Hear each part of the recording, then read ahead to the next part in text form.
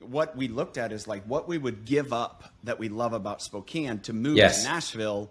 It just wasn't enough because it was trying to make like to like. Yes. But we wanted more of like what I love about the Nashville I community. mean, you should move to Norway if you're going to do it, right? Or Cape Town, South Africa. I mean, Totally. Yeah. It's like Cape Town would be amazing. I've never been to South Africa, but that is one of the spots I'd love to go to. So Tyler, I've been to 70 countries. I've been to South Africa. I've never been to Cape Town. And it's one of the few places I'm pretty sure I could live happily that I've actually never visited. Right, you've got mountains, you've got the ocean, you've got the wine country, which is nearby. But I've actually never been there, so you've got the seasons. The head producer of this podcast, she works for an American company, but she lives in Cape Town. So several of the people, and there's a point I said like I would love to go to South Africa. I think I would enjoy it. Just the broaden your horizons type thing. To see something different.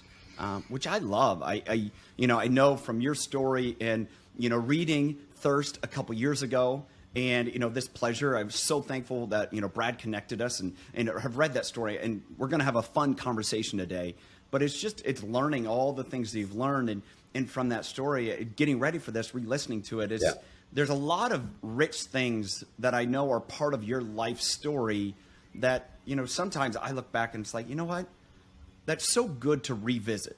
And asking yourself, it's like going back to now 15 years. Yeah, last week was our 15th anniversary. It's what is that 15 years? What does it all mean to you now? Well, we've raised a lot of money now. And I think with any startup or with any nonprofit, for the first, call it period of years, maybe 5 years, you're just not sure if you're even going to survive. So you've got this big dream, you have this big vision, you're always achieving far less than you would hope or believe is possible, but you're also kind of near death, right? You're always about to run out of money and you don't really know what you're doing because it's it's just new. Is there product market fit? Are you going to find the right people? Are all the details going to come in place? So I'd say the first 5 years was just kind of survival. Then the next 5 years were really about growth. And we're going to make it. But then we kind of hit this 10-year lull where we realized what got us to that level. And I think we'd raised $250 million. So, we'd had some success in our first 10 years. But then we realized that we would need another big shift to get to where we wanted to go. Maybe said more simply, what got us here would not get us there. And so then there was that 10-year period? That was at year 10 year, at year 10. Actually, it was in year 9 where after 8 years of growth, kind of explosive growth, we had a down year. We raised less money than the year before. And, it was kind of the big shot across the bow and, not everything we touch will continue to turn to gold. And what we realized at that time, we were asking people to donate their birthdays to Charity Water. And this had raised $80 million. It was a fun idea. We would have kids that instead of hosting a birthday party or accepting gifts, they would ask for their age in dollars. So a 7-year-old would say, hey, just donate $7 for my birthday and 100% of the money will go to Charity Water and it'll help people get clean water and they're going to prove it. And you're going to see a satellite image of the well that we built. So we had this kind of great model that helped us scale both awareness and money. But then it became very quickly commoditized based on the success. And Facebook causes started saying, hey, don't write on my wall, but raise money for charity. And CrowdRise and Classy and all these companies started to rise up, GoFundMe, right, in the crowdfunding space. And, I'll never forget, I'm not sure if you're familiar with Heifer, which is a of course. charity. So I'll their tell thing, you why in a second. Go through okay, it, well, their I'll tell you thing was like goats and sheep in catalogs, right? They would send you the Christmas catalog, and instead of buying stuff like from Sky Mall, you would purchase needed goats, sheep, cows, and stuff for villagers. Well, I get this email from Heifer asking me to donate my birthday for Heifer, and I'm like, okay, it's over. This was our idea. It jumped the shark. It is over. But all that to say, so kind of two things happened there: the commoditization of that, which made us really happy. We wanted to see every charity on the planet using this birthday idea to engage their supporters, to grow the network of their good work and awareness. But the biggest problem, Tyler, was that it was a non-repeat business. People would only do one birthday for charity water. So unlike maybe the sponsor a child model, where you've got this kind of decade-long relationship with the organization, with the child, we had a one and done. It was great. Hey, I donated my 31st birthday, raised, $3,100, let's just say, patted myself on the back, told all my friends, good job. And then people would actually use their birthday for another cause. So some of them would keep the theme of the birthdays, but I already did the charity water thing. I'm not going to go back to that second year. So the big, sorry, this is probably more than you asked for here. No, this is perfect. You were like, look back on 15 years. No, this is great. What happened with that shot across the bow? I was very fortunate to take the Spotify founder, Daniel Ek, to Ethiopia, actually to see wells that he'd funded through his birthday. And we were sitting in the back of a Land Rover. We were in northern Ethiopia. And I remember he said something to the effect of, dude, your business model sucks. He's like, January 1, like you wake up at zero. Everything you did the previous year, rolls all the way back to zero. And you got to do it all over again. And then you have to grow. Well, Spotify's not like that. I get a bunch of people to subscribe, and then I just keep growing on that base as I deliver them valuable music content. So, something so simple. I was like, okay, year 10, 10th anniversary, let's build that subscription membership giving community. Yeah. And that took us just in 5 years from, about $35 million a year to $100 million this year. And helped us become, by far now the largest water charity in America and the largest in the world when it comes to actually funding clean water projects for people. So that was kind of, so now I'm at this point looking back on 15 years and we've raised $600 million. We've helped 13 million people get water, but there's 771 million people who need water. So, our little portion is 156th. Okay. It's 1.78% or so of the work that needs to be done. So, mainly the observation is I can't believe how little money we've raised in a world awash with capital. I can't believe how few people we have brought on board the charity water mission. Clean drinking water for humans is a universal, inarguable common good, right? So Republicans can think this is a good idea.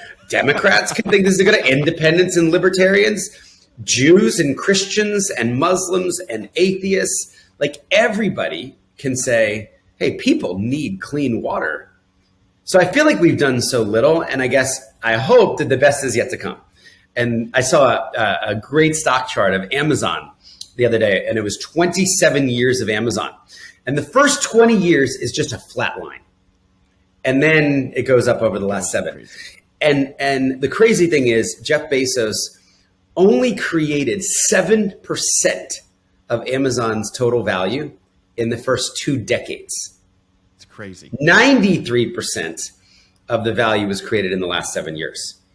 So, I hope that there might be some aspect of that to charity water. We're showing up for 15 years. We're learning from our mistakes. We're building trust through transparency with our community. And, you're putting yourself in a position to be able to grow and scale your impact. So, that was amazing. Not what I think you expected to probably just talk all about. Hey, give me a 15-year recap, Scott. But it opens up so many, great questions to say, observations at least. One, as you mentioned, this 20 years, this hockey stick type growth, which is, a lot of people, understand that it happens. And too often that first 5 years, people struggle like, oh, it's not worth it. And they don't continue on. So, as this is a leadership podcast and there's so many elements of leadership that you shared there, is in that 10-year period, when you did see that down, what did you have to kind of re-emphasize was the directive and your vision to make sure that people stuck with it? I think it was more coaching myself, I was the one that wanted to quit, or I wanted to take myself out of the game as the leader because I felt like I'd failed. And so much of my identity was in the numbers, right? And again, maybe a little different than a traditional business. The numbers didn't make me rich. It didn't make my employees or my shareholders rich. The numbers helped people get the most basic need in life across 29 countries. So there was a real sense that I had failed them. We had gone from helping, that year 8 was our high water mark. We gave 1 million people clean water in year 8. And in year 9, we gave 820,000 people clean water because we raised less. So I'm like, this is the wrong direction, right, of impact. So for me, it was, well, first of all, I hadn't taken a rest. It had been, 90 flights a year, 200 speeches a year, just this flurry of activity trying to just push the momentum forward. And I didn't have kids, so I was able to kind of do that. And my wife was working alongside me as a creative director. So it didn't necessarily feel so out of balance until then suddenly one day you wake up and you're like, I'm freaking exhausted. I'm really tired and mentally exhausted. And you've been carrying the weight of this whole thing, this feeling of global responsibility. And we were employing over 1,000 people around the world. If our money stopped, those jobs would go away. Many of those jobs would go away. So look, I actually I tried to take a month off and wound up being 3 weeks, but that felt like a win. And I hung out with some church leaders and some kind of spiritual mentors. And I got the next idea. I kind of distilled that conversation that I'd had with Daniel just a couple months previous in the Land Rover and said, let me come back with a renewed energy. Let me try this out. And even if I was going to hand over to the leadership of the org, I'd rather do it on the upwards trajectory, not on the dip, right? So let me see if I can come back and change the trajectory. I also needed to do a lot of configuration. I was managing too many people. I'm a terrible manager, Tyler. Having a one-on-one with me, it's like nails on a chalkboard. So I had to then reconfigure and elevate a COO who wound up effectively running the day-to-day of the company for the next 5 years so that I could really focus on the creative ideas, the innovation, the vision. I'm trying to think 5 and 10 years out, and I'm just not great with the day-to-day. So I was able to kind of also get new life, realizing that I was being drained by taking on so many of these management responsibilities that were deeply against my skill set, and then trying to optimize for that. Again, with the counsel of some very wise mentors who'd been through this. Man, I think having gone through some of that myself and working with my wife, and that's a whole different conversation and podcast that I can imagine. You guys met and then got married, which is different than us. But, yeah. Really that idea of burnout, and I think you captured it. And I know Carey Nieuwhof has a new book coming out talking about, some of those things. But what I gathered from you is something that I picked up too, is when you are doing things that you're not great at. In other words, I can do it, but I'm not great at. What I found is that's when people get burned out. And they have to make that switch. And I think, if I could distill this down, you had this baby. You had this idea, this thought. It was wholly your thought. And you get to this point and you're like, I'm doing all this stuff because I'm doing all this stuff because it's mine. And I need to trust someone else to do it, even though they may not do it the same way. But the only way for this to live is if I do that. The only way for me to live is if I do that. But that's so hard. If you could the trust, I think that's right. The trust is the most important thing. And that actually failed by trying to bring some people from outside the organization in. And this situation was actually someone who I'd been working with for 5 years, who I had built a deep level of trust. I'd traveled with the field. I knew her family. Her husband was actually one of he was my first CFO. So there was kind of a deep level of trust. And that was really important to then be able to say, okay, here's this huge amount of responsibility. Here's a huge amount of people. And then let me go out and actually try and drive growth through vision, innovation, new ideas, new products, creativity. Which is what, you read through the book Thirst, you watch what you've done. Dude, that's your superpower, right? You know, if you go back to the days of promoting clubs and all the things you did, it was like, hey, I have this creative vision. I'm going to get people there. It's not the X's and O's, as I've picked up from your book and stuff that I've read, but it's understanding, hey, we can morph, we can do things, like you said, to get the ball moving. But at some point, there's going to be this pressure, and is either going to take us down or is it going to launch new growth? That's good. Yes. Yeah, I mean, and to me, that's what I observe, and that's what I see. And I know, you know, that you share that. You know, here we are, 15 years, and you're serving on a lot of other boards. You know, whether it be on News Story, whether it be, you know, some of these other organizations that you're heavily involved in. How much has that conversation come into your conversations with them and say, hey, this is what I'm helping to coach you through even before you get there, so you don't end up, you know, kind of almost in a back against the wall moment? I mean, a lot of those orgs are really new, and they can grind for, you know, 8 to 10 years. So Brett, you just got to work. You just keep working, dude. Well, and I think also what was so helpful for me, and honestly, many of these social entrepreneurs that I've gotten, you know, the chance to mentor, they don't have kids. It really changes with kids and the responsibility of a growing family. Many of them are single. Many of them are getting engaged. You know, often they'll find a partner who wants to travel, you know, who actually wants to be engaged in the work. And that just makes it easier to go a lot harder and a lot faster. I think the thing that I try to coach them is, I'm a big Ronald Rolheiser fan. I read Sacred Fire every year, one of my favorite books about kind of the seasons of life. And I guess what I would coach them is to make sure they don't have too much of their identity in the organization, where, you know, or the company. I mean, this goes true for anybody. If you're leading a church, if you're leading a company, you are worth more than the numbers. And I remember when, you know, we had down year 9, the guy talked to my dad, and he'd been a middle-class businessman for 30 years. And he said, you know, I didn't have 30 years of up and to the right growth. You know, you go through these seasons, these S curves, and, you know, you are not your numbers. You know, so he said during that down year, did you compromise your values in any way? I said, no. You know, did you work hard? Yes. In fact, I was so proud of that year, you know, of everything we accomplished, of everything the team accomplished. The numbers just didn't come in the same way.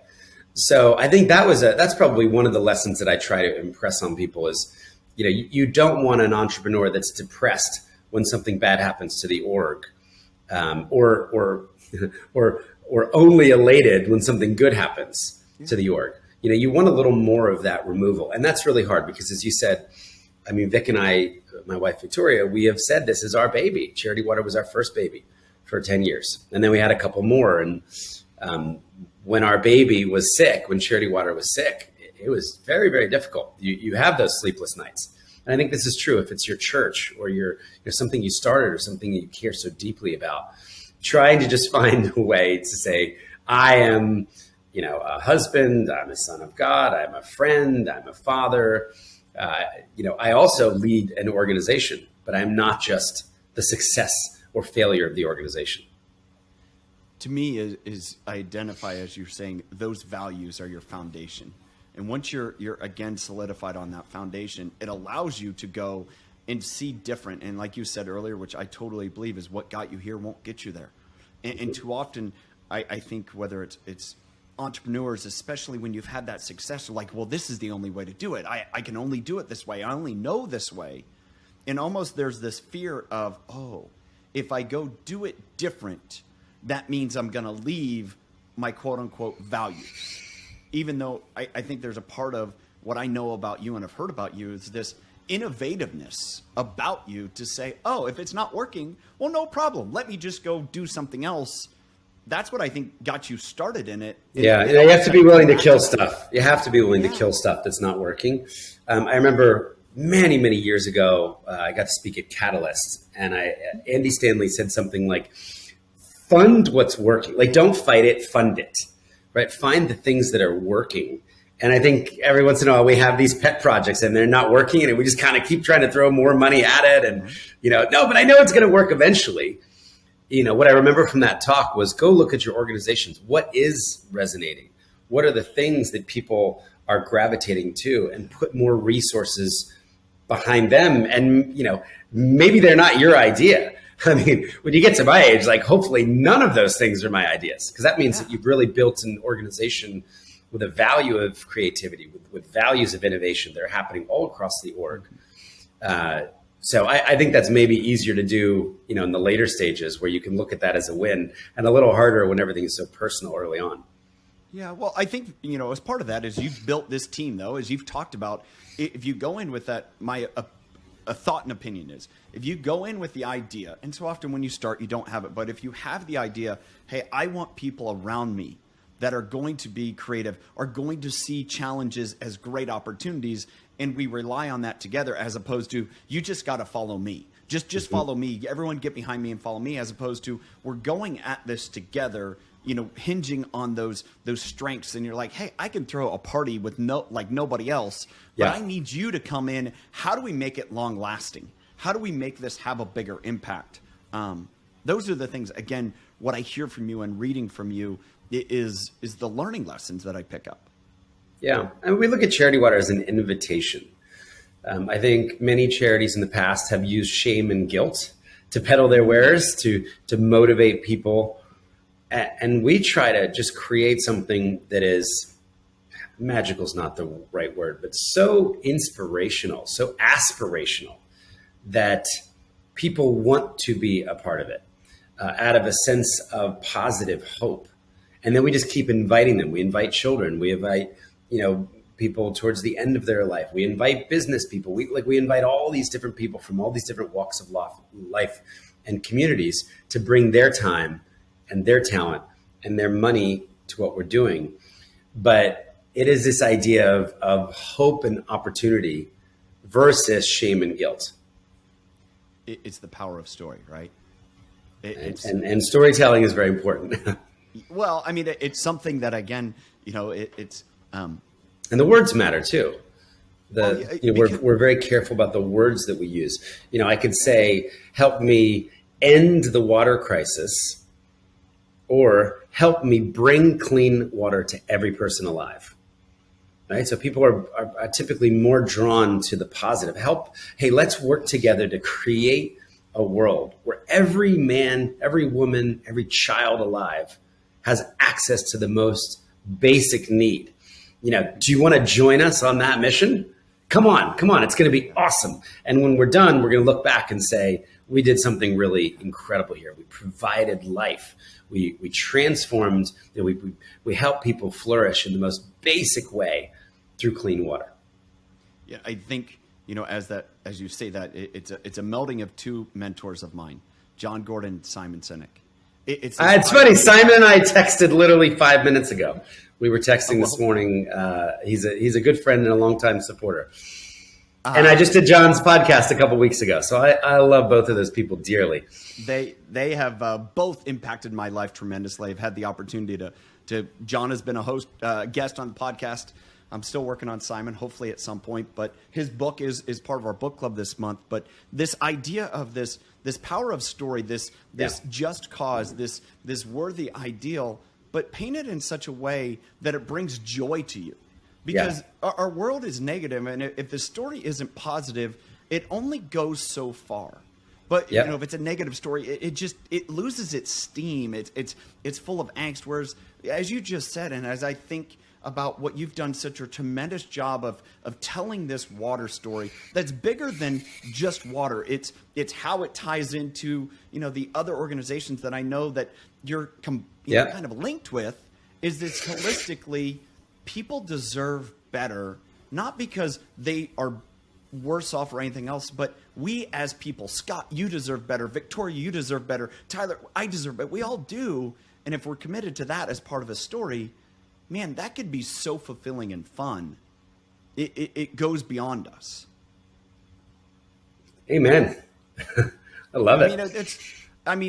To me, that's why I do what I do. Is this idea of having an impact as a leader is beyond us, and I know, and I can just see your desire in that pivotal moment in life was, I'm sick of just trying to go through the motions of like, what's life supposed to be? There's got to be something bigger. So, take those that maybe aren't familiar with your story, just how that came about. And now looking back even 20 years almost later, how pivotal that's been to where Scott is today.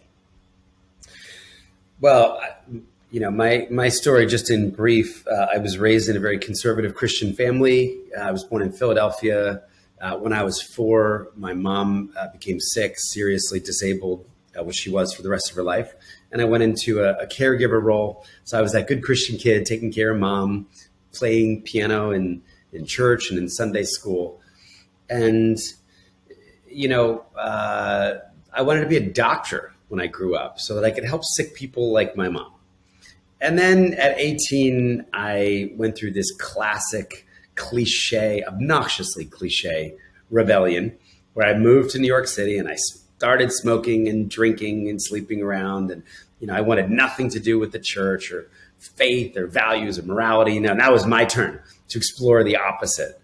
And that led me down a path of deep moral and spiritual bankruptcy, of deep disillusionment. I became actually one of the biggest nightclub promoters in New York City. I worked at 40 different nightclubs, throwing some of the biggest parties with models and celebrities, and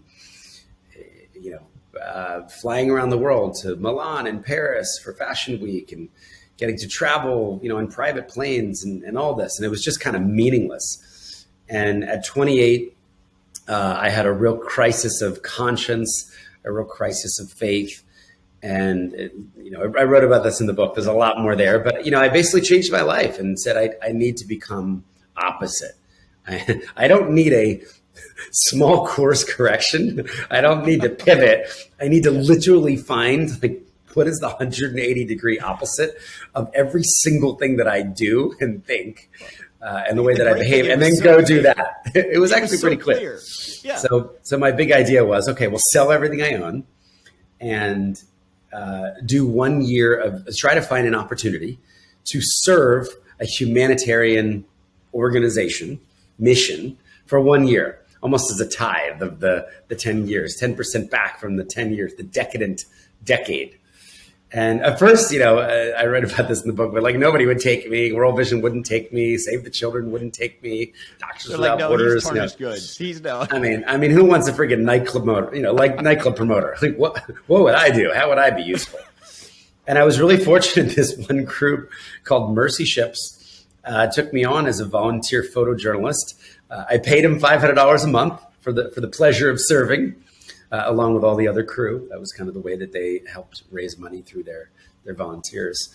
And that took me to West Africa, to a country called Liberia, where not only did I see extreme poverty for the first time, this was a country that had just come out of a 14-year war. There was no electricity. There was no running water. But I really came face to face with the water crisis specifically. And I learned half the people in the country were drinking dirty water. And this was responsible for so much of the sickness and disease and death that we were seeing. And the year turned into 2 years.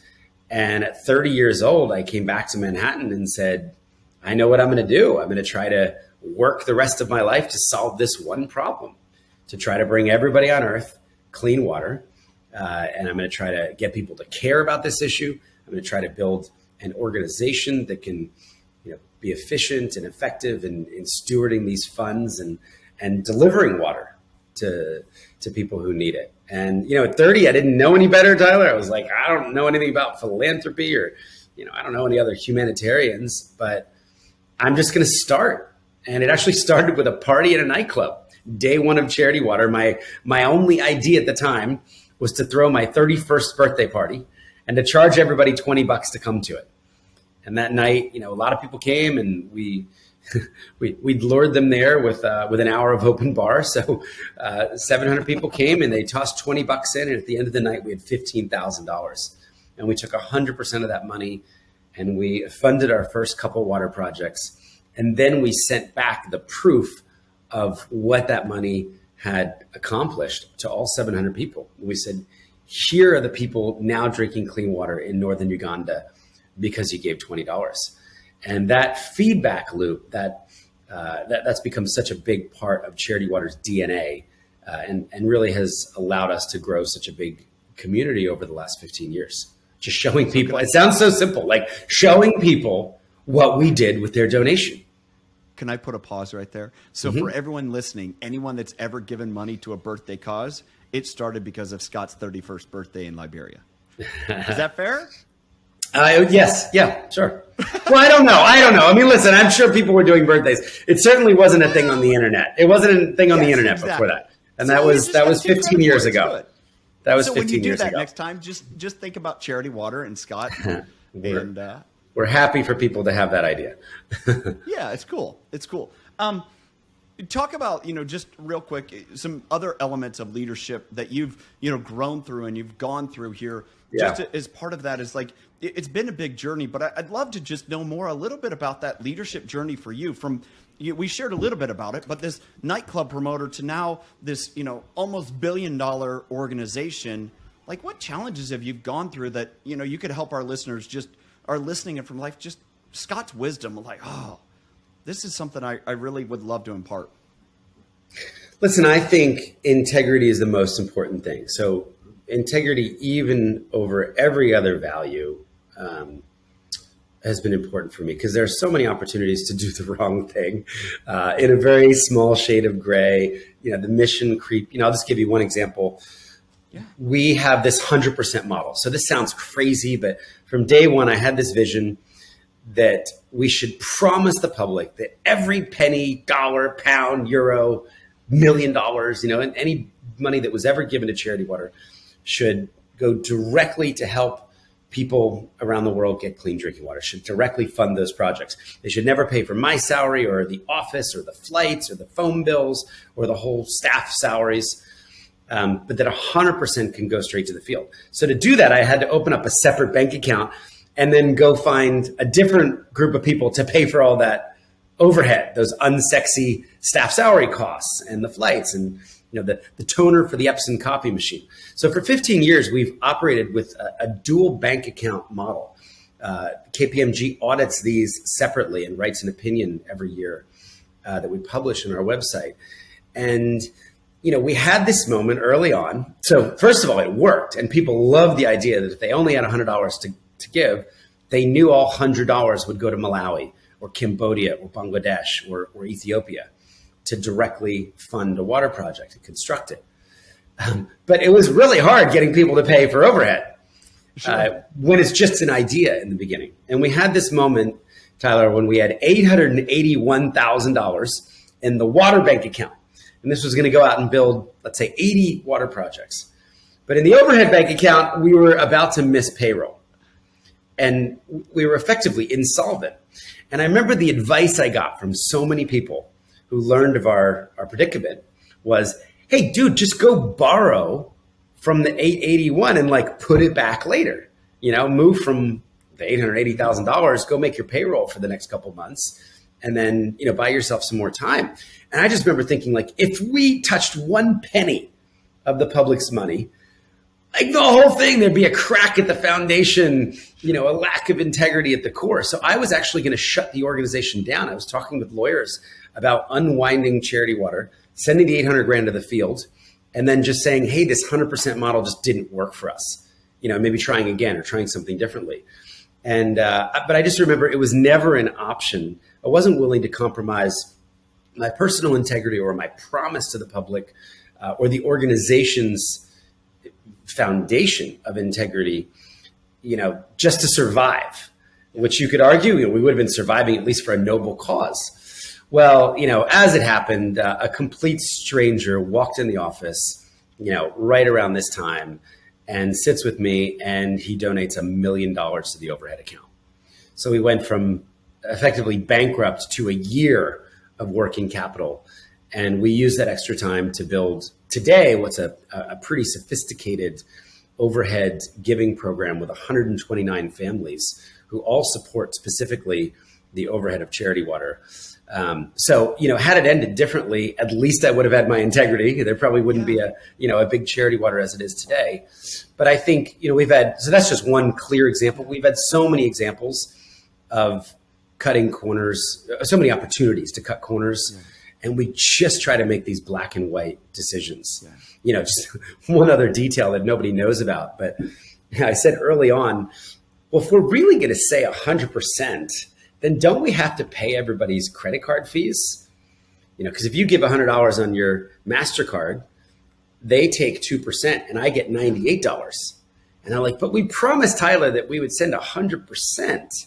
So let's just in perpetuity always go to the overhead donors and pay back those credit card fees. Well, that sounded like a great idea. Now it's like $650,000 every year that I have to go and raise for overhead just to give to American Express and Visa and MasterCard, you know, for the public's donations. And I guess you could argue that, you know, Tyler, you would never expect me to you know, you'd be happy if the $98 that I got from you went to the field. But for me, I'm like, we just need to take it to the next level. Like 100% of the $100 that you gave, that you intended to give. And then that's our problem to go and cover those fees. So there's just so many examples. And then you kind of build this into your culture. And this comes up at meetings. It's like, well, let's just make sure there's integrity in that, or in that messaging when it goes up on the website. Or let's just make sure this donor really understands the risk of what could happen there so that there's integrity. So I think, you know, there's others, but I think that's the one that I would probably share. I mean, I love it. And I think, you know, my belief is that values are the foundation to great leadership. And in every way that you can walk that out, again, you can have a situation that deals with integrity later. It's like, but you've seen the example in the hardship that we've gone through. I mean, that's worth so much. And I appreciate you sharing those stories, because I believe all of us, whether it's in our personal life, and as I think you alluded to earlier, the hardest person to lead is yourself, which I believe in. That's the challenge for all of us, much less others. Yes. But if we lead ourselves with integrity, it's a lot easier for others to go through that entire relationship as well. Agreed. Yeah.